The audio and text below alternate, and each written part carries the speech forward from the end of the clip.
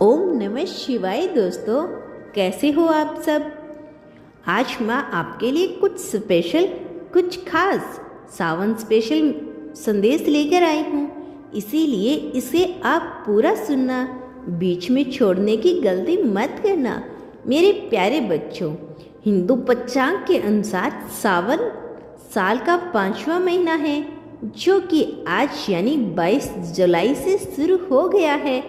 धार्मिक दृष्टि से जितना महत्व सावन का है, उतना ही महत्व सावन के पहले सोमवार के दिन व्रत रखने का है।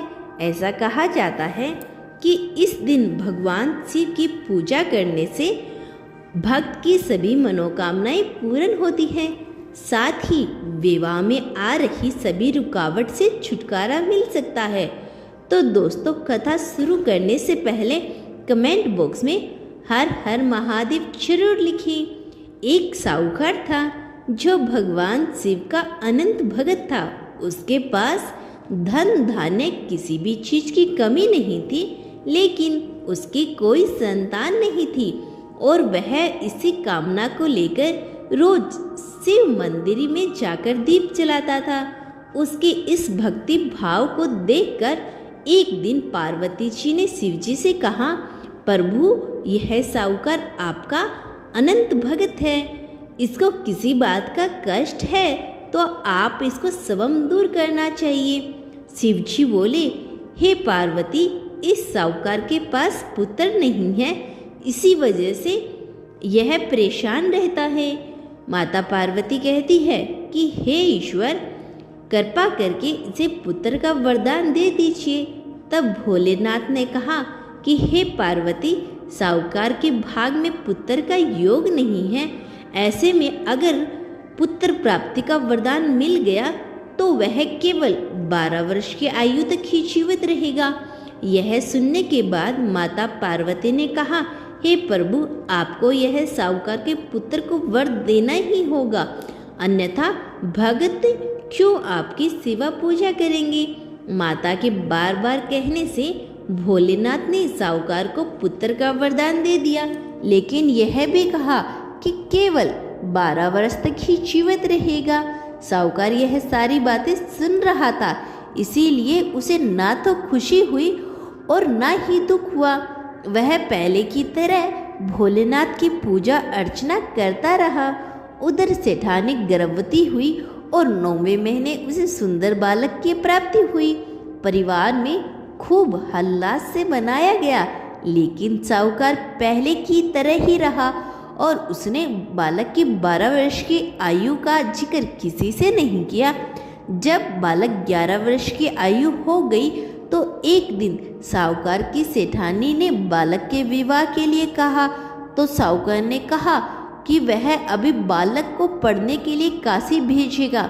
उसके बाद उसने बालक के मामा जी को बुलाया और कहा, इसे काशी पढ़ने के लिए ले जाओ और रास्ते में जिस भी स्थान पर रुका वहाँ यज्ञ करते और ब्राह्मणों को भोजन कराते हुए आगे बढ़ना।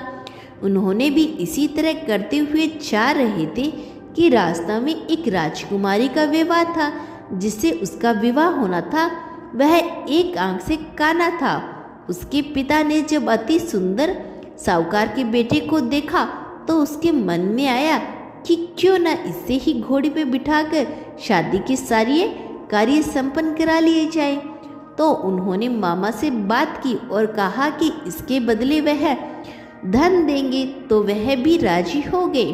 उसके बाद साहूकार का बेटा विवाह की बेदी पर बैठा और जब वह विवाह कार्य संपन्न हो गया तो जाने से पहले उसने राजकुमारी की चुनरी के पल्लू पर लिखा कि तेरा विवाह तो मेरे साथ हुआ है, लेकिन जिस राजकुमार के साथ भेजेंगे वह तो एक आंख का अंधा है। इसके बाद वह अपने मामा के साथ काशी के लिए चला गया। उधर जब राजकुमार ने अपनी चुनरी पर यह लिखा हुआ पाया तो उसने राजकुमार के साथ जाने से मना कर दिया। तो राजा ने भी अपनी पुत्री को बारात के साथ विदा नहीं किया। बारात वापस लौट गई। उधर मामा और भांजे काशी पहुंच गए थे।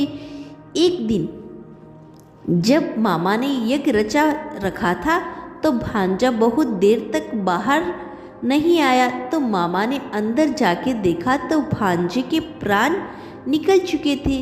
वह बहुत परेशान हुए, लेकिन सोचा कि अभी रोना पिटना मचाया तो ब्राह्मण चले जाएंगे और यह यज्ञ का कार्य अधूरा रह जाएगा।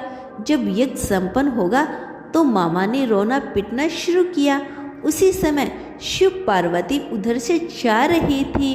माता पार्वती जी ने शिव जी से कहा, हे प्रभु, यह कौन रो रहा है? तभी उन्हें पता चलता है यह तो भोलेनाथ के आशीर्वाद से जन्मा साहूकार का पुत्र है। तब माता पार्वती कहती है, हे स्वामी, इसे जीवित कर दे, अन्यथा रोते रोते इसके माता पिता के प्राण निकल जाएंगे। तब भोलेनाथ ने कहा कि हे पार्वती, इसकी आयु इतनी ही थी, सो वह भोग चुका है। लेकिन माँ के बार बार आग्रह करने पर भोलेनाथ ने उसे जीवित कर दिया। लड़का ओम नमः शिवाय करते हुए उठा और मामा भांजी दोनों ने ईश्वर को धन्यवाद दिया और अपनी नगरी की ओर लौटते रास्ते में वही नगर पड़ा और राजकुमारी ने उसे पहचान लिया। तब राजा ने राजकुमारी को साहूकार के बेटे के साथ बहुत सारे धन धान्य के साथ विदा किया। उधर साहूकार और उसकी पत्नी छत पर बैठे थे। उन्होंने यह प्रण रख रखा था कि यदि उनका पुत्र सुकुशल ना लौटा तो वह छत से कूदकर अपने प्राण त्याग देंगे। तभी लड़के के मामा ने आकर साहूकार के बेटे और बहू के आने का समाचार सुनाया, लेकिन वे नहीं माने। तो मामा ने शपथ पूर्वक कहा। तब वो दोनों को विश्वास हो गया और दोनों ने अपने बेटे और बहू का स्वागत किया। उसी रात साहूकार ने स्वतः शिवजी ने दर्शन दिया और कहा कि तुम्हारे पूजन से मैं प्रसन्न हुआ हूँ। इसी प्रकार जो भी व्यक्ति इस कथा को पढ़ेगा या सुनेगा, उसके समक्ष दो सारे दुख दूर हो जाएंगे और मनवांछित सभी कामनाओं की पूर्ति होगी। दोस्तों, यदि आपको महादेव जी पर विश्वास है तो कमेंट में अपनी एक इच्छा लिखकर चैनल को जरूर सब्सक्राइब करें और कमेंट बॉक्स में हर हर महादेव या ओम नमः शिवाय अवश्य लिखना। मेरे प्यारे बच्चों, मैंने आज यह कथा इसलिए सुनाई है ताकि तुम भोलेनाथ जी की एक कहानी अच्छे से सुन सको और अपनी हर मनोकामना पूरी कर सको। मेरे प्यारे बच्चे, प्राप्त करते आए हो यह गोल दिखने वाली दुनिया वास्तव में कर्म के आधार पर भी गोल है और जहाँ से प्रारंभ होता है वहीं से कमेंट अवश्य करना।